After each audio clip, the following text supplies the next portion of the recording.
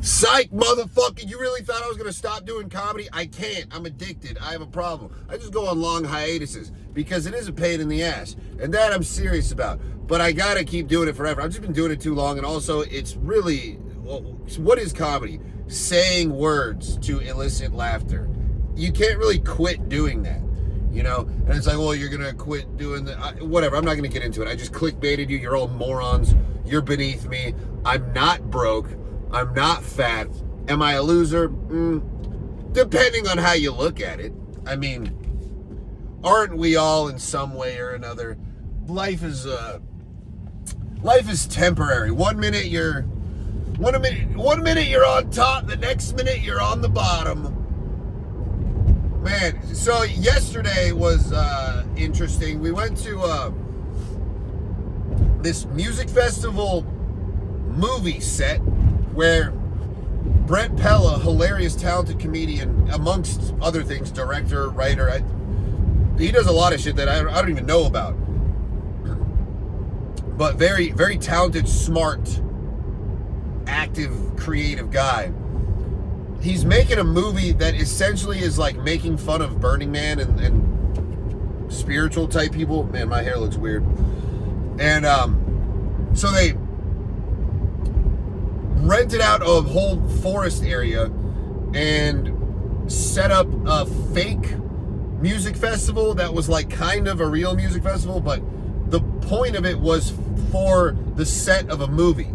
And it was, as far as music festivals go, not a good festival. As far as movie sets go, incredible movie set. It was, they had like a few stages and the weirdest hippie people you can possibly imagine. The thing about hippies, man, is they are all about judgment-free tolerance.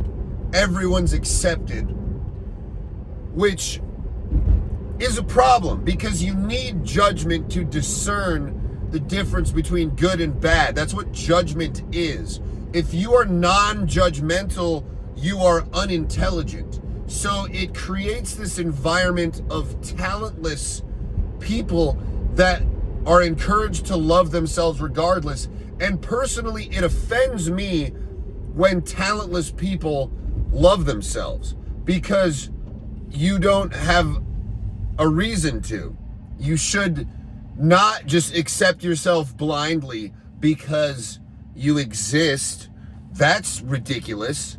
You did nothing to earn self-love other than decide to love yourself. Maybe I'm just jealous because I can't do that and I wish I could. Regardless, you see a bunch of hippies in a drum circle. You see a guy on guitar. The guy doesn't know how to play guitar. The drums are offbeat. There's no musical talent there. Yet there they are attempting to vibe without the necessary constituents to a vibe, which include a rhythmic and tonal synchronicity. That's necessary in music. Without it, it is merely sounds. Now, what's ironic about these so-called tolerant, non-judgmental hippies is they end up being the most judgmental because they think you aren't one of their non-judgmental people. So now they're judging you for not being being non-judgmental. Now they're judging you for being judgmental. And which goes back to the whole liberal tolerance thing of how you are intolerant of racism.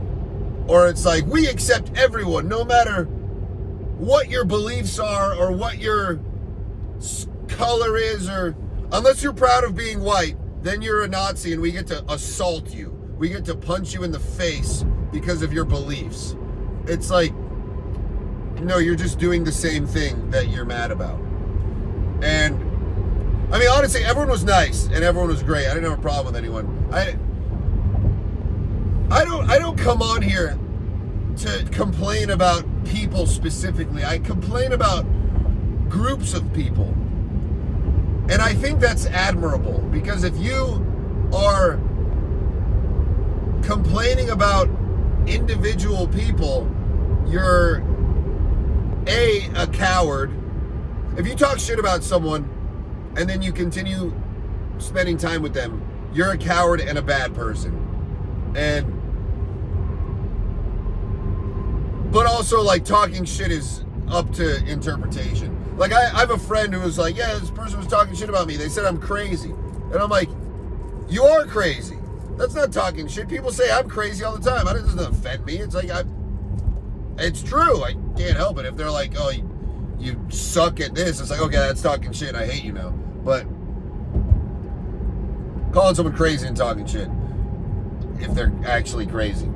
And if you know you're crazy, like, come on, what's the big deal? And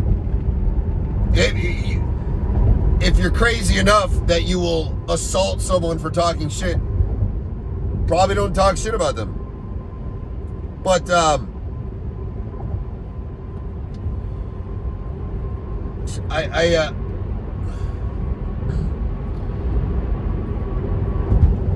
I don't think you should talk shit about people on an individual level. Like, this specific guy sucks. You'll never catch me talking shit about an individual person. But that's why I think, racism's not a big deal. You're just like, oh, this whole group of people sucks. And it's like, it's vague, it's broad, whatever. That you start targeting specific people, that's more dangerous. And because then people are like, oh, let's isolate this person and sabotage them.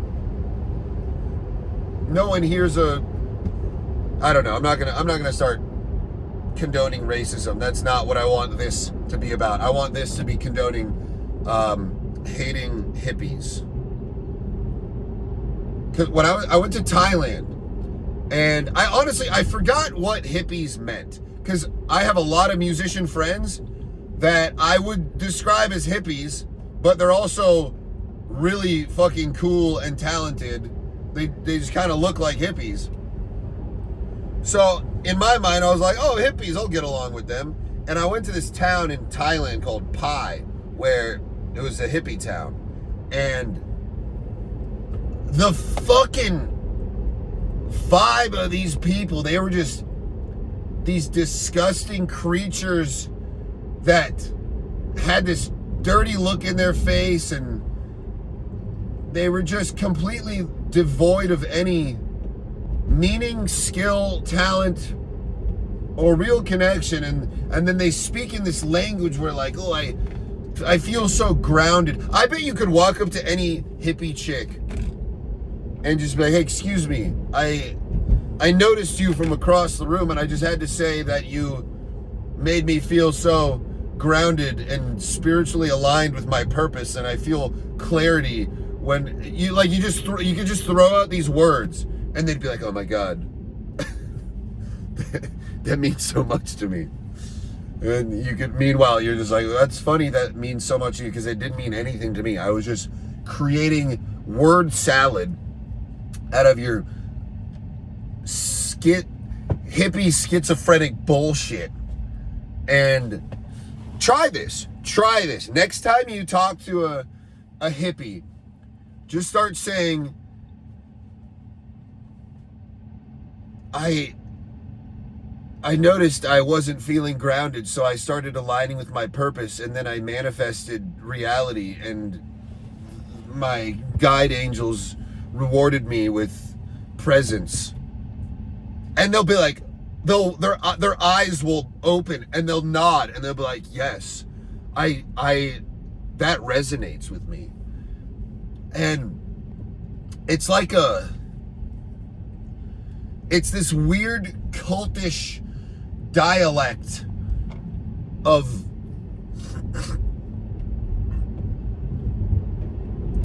well-intentioned nonsense. I think they mean well. I think they're just either there's really three things that lead you into being a hippie. Number one is being unloved as a child, being bullied and being traumatized to the point where you go on this self journey to find some sense of meaning, and then you find a bunch of other people that have also lived terrible upbringings, and you decide to come together and you're like, sorry about that. And then you all come together and you're like, you know what? Everything happens for a reason. It's like, well, yeah, after the fact, you could say anything happens for a reason. You could be like, if I crash my car right now, that happened because I was filming a podcast and not paying attention. That's the reason that, like, yeah, sure, everything happens for a reason. Cause and effect is real. Nothing just happens out of nowhere. You're not just going to have a rock on the side of the road and it's just going to fly up into space for no reason. Unless it's a tiny little UFO, then there's your reason.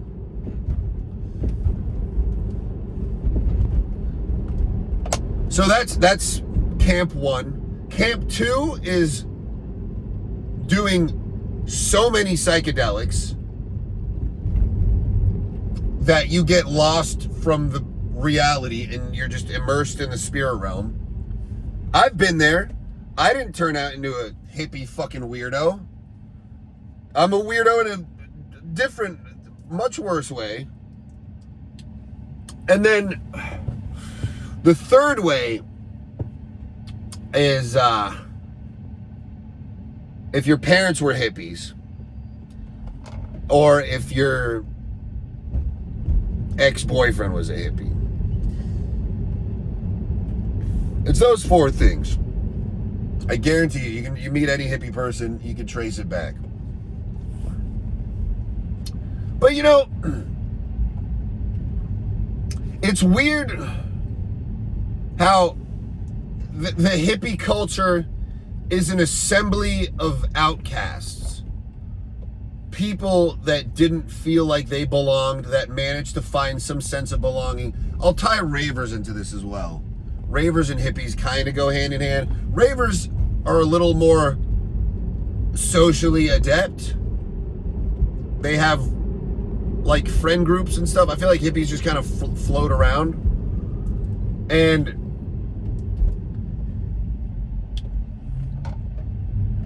ravers are more like, they're better looking and they shower more. During the weekdays. Dude, I'm getting so jacked, my fucking Rolex isn't even fitting anymore. During the weekdays, ravers look good. The chicks are hot, the guys are in shape. During the weekdays, the hippies still smell. But also in Austin, there's like this weird level of rich hippies where a lot of these things don't apply. Where they're not really hippies, they just are looking for an excuse to do drugs and go party, which I support. I just don't have people that do that. I don't have friends that go to festivals. It looks like I get jealous of people that go to festivals because I'm like, I wish that I wanted to do that. I never look at people at a festival and think I wish I was there. I think I wish I was there. You know what I mean? Like, I wish that could make me happy. I've been to festivals and they're mostly just not a good time. It's like a bunch of shitty music and sweaty people that are terrible conversationalists that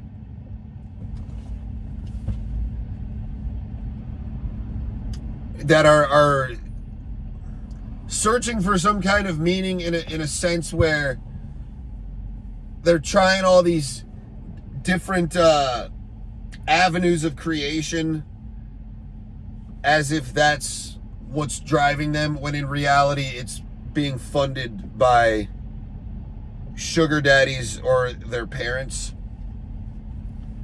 And Why is there so much fucking traffic, dude? I'm trying to get a smoothie and a taco. I woke up and I wanted to get a smoothie and a taco. This place, Revolucion, downtown. I ordered DoorDash the other day, and it was like, you want a free turkey chorizo taco? And I was like, sure, whatever. This is gonna suck, but I'll take the carbs. And it was amazing. It was delicious. It was the best taco I've had in Austin. And this is me endorsing that. Also, speaking about endorsing, Rogan was just in the White House. I don't know if that clip was AI, actually. But I do know he did tell Trump to legalize Ibogaine because it cures heroin addiction, which I've been talking about for years. But that's cool. And I know Rogan's been on the hot seat a lot lately because they had the podcast with him and Theo Von, and Theo Von's a noticer like us, and he was saying all the shit that we've been saying, and we're sitting there like, yes, Theo, exactly. And then Rogan's like, dude, you're crazy. You need to relax. And we're like, what the fuck, Rogan? I thought you were with us, dude. But you got to look at it like this, man. You can't just be... It's so immature to not consider... It's so immature to not factor loyalty into the equation, because you look at the relationship between Rogan and Trump has been like a friend to Rogan. He has gone out of his way to help Rogan out.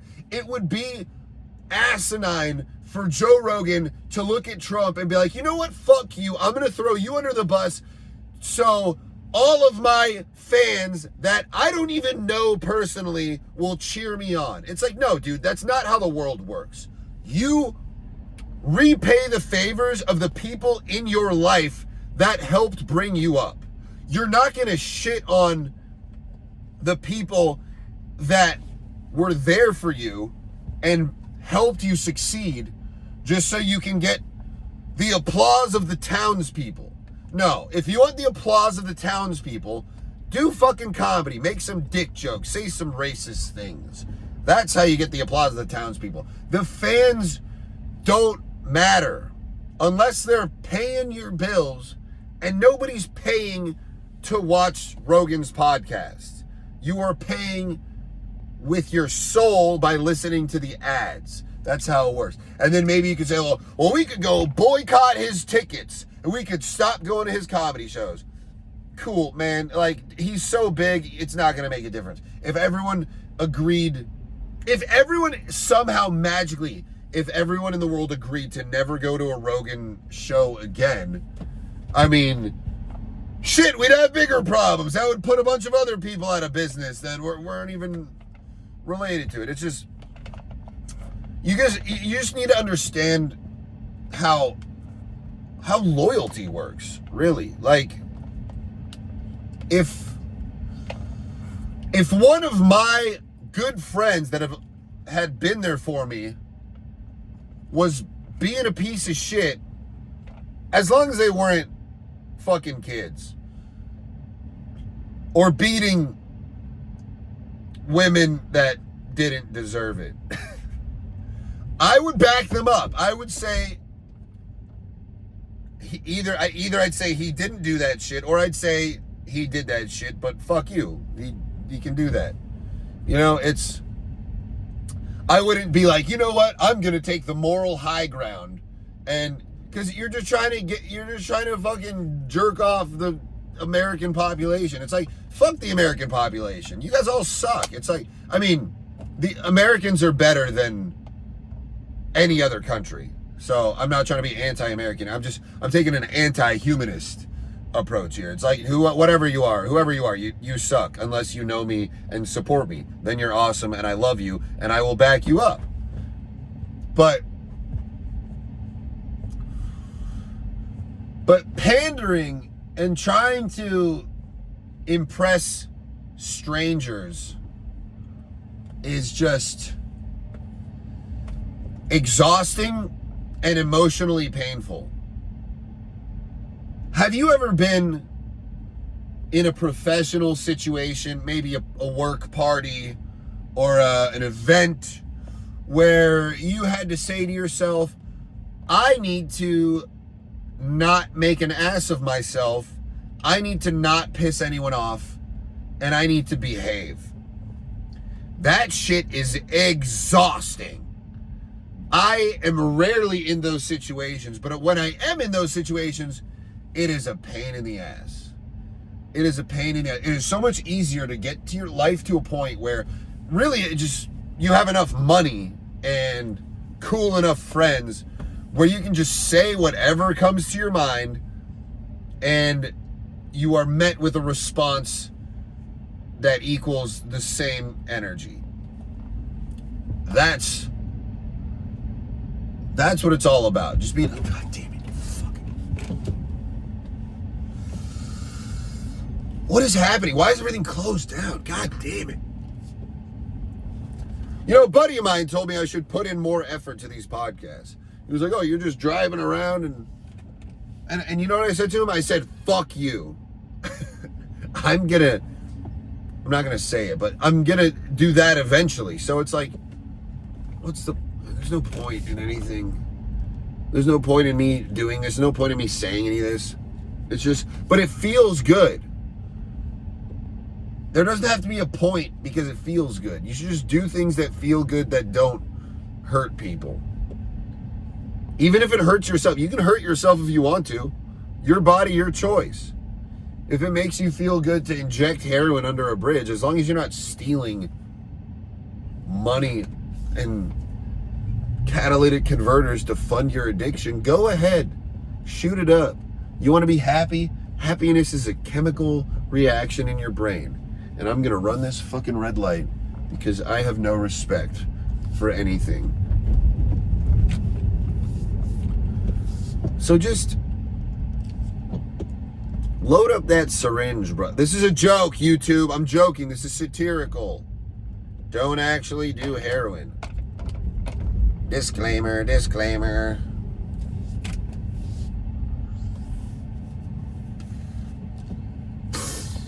I just want a couple tacos and a smoothie. That's the point. The point of life. And I learned this from my dog, Pablo. He's worried about two things. Eating and fucking a pillow. That's it. That's it, folks. That's all you need to be happy. You just have to figure out all these different ways to make enough money to be able to do that. Because food's expensive. Pablo's food is $200 a month. Or I think it's like $400 a month. It's every 2 weeks. And he ain't paying for that. This is why dogs, much like women, should not be able to vote. Yeah, all right. I don't know. There's a weird vibe out in downtown Austin right now. It's gloomy. It's gloomy. The roads are shut down. There's a lot of traffic. It's Saturday, bro. Why we got weekday traffic on a Saturday? This is just the new norm. This is what happens. See, this is in parallel to the effects of capitalism, where it relates to momentum. When you're doing good, you do better. When you're doing bad, you do worse. When more people move to Austin, more other people move to Austin. When people invest into a stock, more other people invest in the stock. And then that translates to monopolies. Unilever just bought Lori's, or the spice company.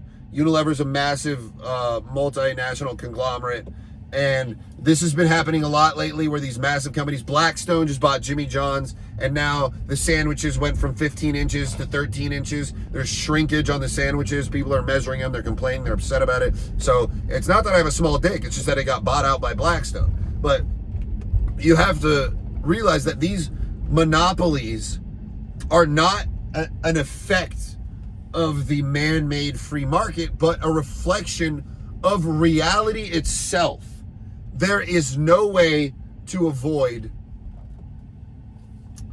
Is this all fucking valet? Hey, is this whole thing valet? Back there? Back there is not valet bus. How about right up there? You can park back there. Up there. All right, thanks. Up there as well, you can park on the street, but just right here is just valet. All right, thanks. I got a fucking parking spot. See, it's the small wins, you guys. This is really hard. My fucking camera is blocking this.